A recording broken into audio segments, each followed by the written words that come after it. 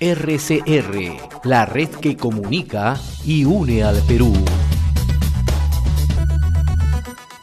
Y a esta hora vamos a establecer comunicación y le agradecemos como siempre la amabilidad que tiene con RCR, Red de Comunicación Regional, al doctor Manuel Vázquez Flores, reconocido analista político, columnista del diario El Clarín en Cajamarca y en su momento ha sido viceministro de Trabajo y Promoción del Empleo.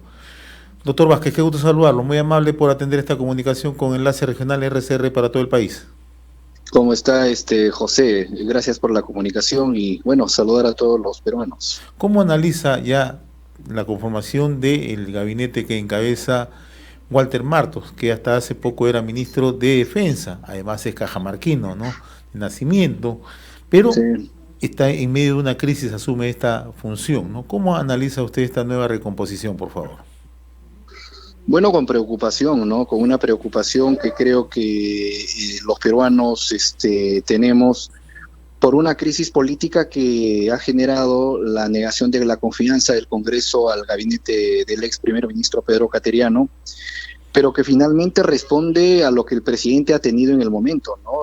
Walter Martos, me parece de que junto a Pilar Macetti eran quienes tenían el perfil adecuado como para poder dar inicio a un nuevo capítulo, ¿no?, que esperemos que sea el final y que realmente sea el inicio de un gabinete que pueda, con el Congreso de la República, lograr acuerdos, consensos y entendimiento de cara a los próximos meses y sobre todo al proceso de transición democrática que queremos que suceda sin normalidad ni contratiempos hacia el 28 de julio del año 2021, ¿no? Entonces, me parece de que Walter Martos, por su formación castrense misma, de ser un hombre sumamente tolerante, en esta época de la pandemia lo hemos visto como uno de los ministros más activos, que más ha viajado, presumo yo que es uno de los que mayor articula, ¿no?, el mensaje del presidente junto a los otros ministros de Estado, ha tenido contacto con las autoridades regionales.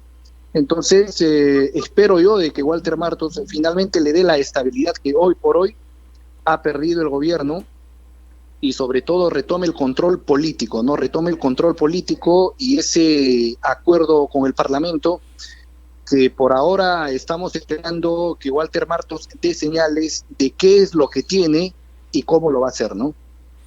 El tema que usted plantea me parece relevante, doctor Vázquez, ¿no?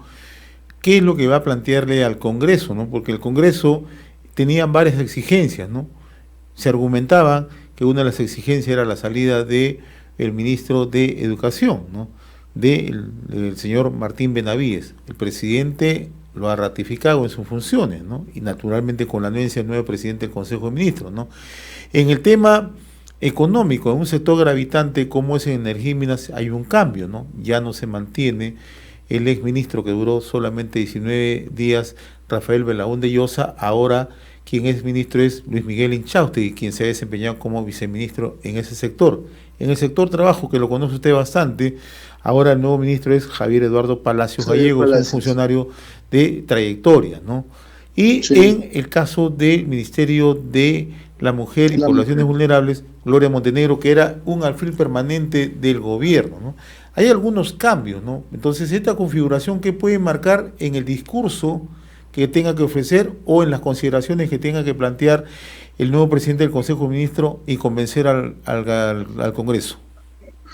Bueno, sin duda la tarea de Walter Martos es muy difícil teniendo en cuenta que ya es de público conocimiento que los cuestionamientos al gabinete cateriano eran básicamente por la presencia de Martín Benavides y de María Antonieta Alba, ¿no?, ministros que han sido ratificados y que le dan una durísima tarea a Walter Martos porque tendrá que convencer al Parlamento porque es importante, en primer lugar, defender la reforma universitaria, ¿no? La presencia de Martín Benavides ahí es evidentemente incómoda, supuestamente para un grupo, para un sector del Parlamento ligado a intereses de universidades, y que no me hacen a mí presumir por qué tendría que cambiar el Parlamento su decisión,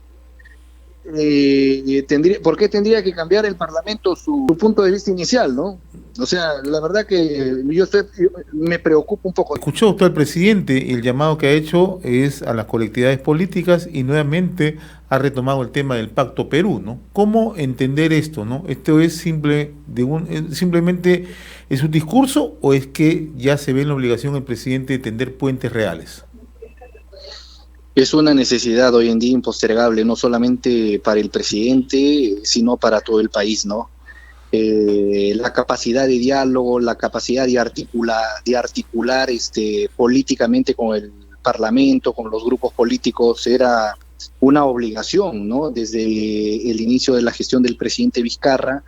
Si bien es cierto, él quizás pecó de ingenuidad al no presentar una propuesta de lista parlamentaria en las elecciones de enero del año 2020, pues hoy en día el único recurso que le queda es acudir precisamente a la búsqueda de consensos y de acuerdos políticos, ¿no?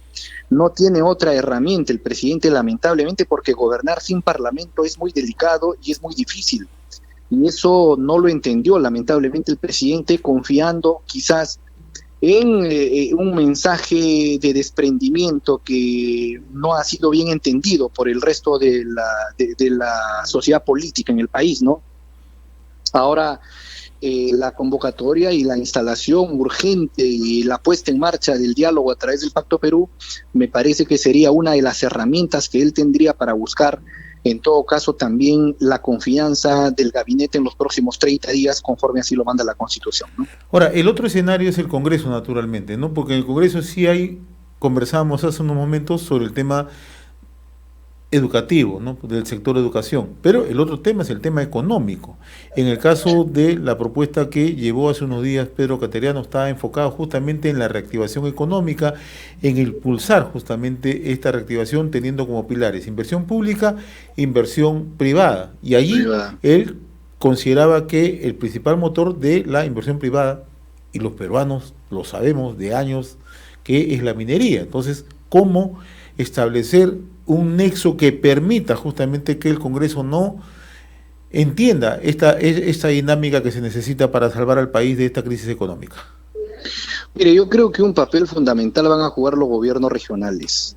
Me parece que una estrategia que podría hacer Walter Martos es, en primer lugar, tender puentes con dos caminos, ¿no? El primero sería con el poder legislativo, con los grupos políticos, explicarles y creo que reorientar el mensaje. O sea, no queremos un mensaje de cara a los próximos 5 años, sino un mensaje de lucha contra la pandemia y de reactivación económica. No hay otro punto. La reactivación económica implica la generación de empleo, evidentemente, pero hoy en día queremos que se frene este avance incontrolable del COVID-19. Es algo que a Cateriano le faltó. Y por otro lado, me parece que otro puente que tiene que tender el Premier es con los gobiernos regionales, ¿no? Me parece que van a jugar un papel fundamental para poder articular medidas que puedan responder a los problemas que tiene cada región. Cada región tiene hoy un problema muy distinto que se agravó por el colapso del sistema sanitario. Entonces, yo confío en Walter Martos, creo yo de que puede ser este último recurso que le queda al presidente, porque yo no me quiero poner en la idea de que le nieguen la confianza nuevamente. Usted póngase a pensar de que ya no tiene el presidente la facultad constitucional de disolución del Parlamento, ¿no? Entonces, entrar en una nueva crisis política con más muertes, con más colapso del sistema sanitario, sería una irresponsabilidad del Parlamento y de la clase política, ¿no? Es responsabilidad del presidente también liderar. Él no puede dejar solo a Walter Martos que encauce todo este proceso de diálogo y de acuerdos políticos, sino creo yo de que tendría que ser el propio jefe de Estado quien lidere, quien promueva, quien garantice finalmente el cumplimiento de políticas, de medidas y de acciones que tiendan a frenar la pandemia y a iniciar este proceso de recuperación económica que tanta falta nos hace, ¿no? Finalmente, doctor Vázquez, su opinión respecto al nuevo ministro de Trabajo y Promoción del Empleo, Javier Eduardo Palacio, quien reemplaza al doctor Ruggiero. Yo conozco al doctor Javier Palacios, es un hombre de larga trayectoria en el sector público y en el sector privado. Ha estado desempeñándose como vicepresidente del empleo y de capacitación laboral. me parece de que es una apuesta por alguien que conoce, que está en el sector.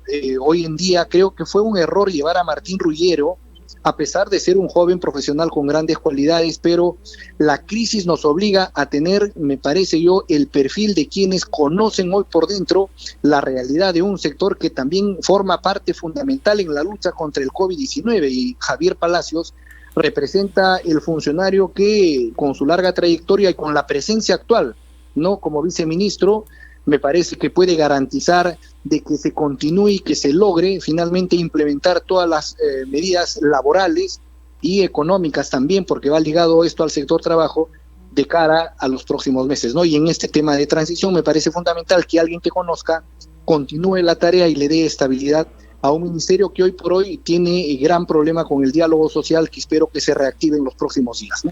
Doctor Manuel Vázquez Flores, como siempre, muy reconocido por esta comunicación con Enlace Regional RCR, Red de Comunicación Regional. Un abrazo a la distancia, muy amable.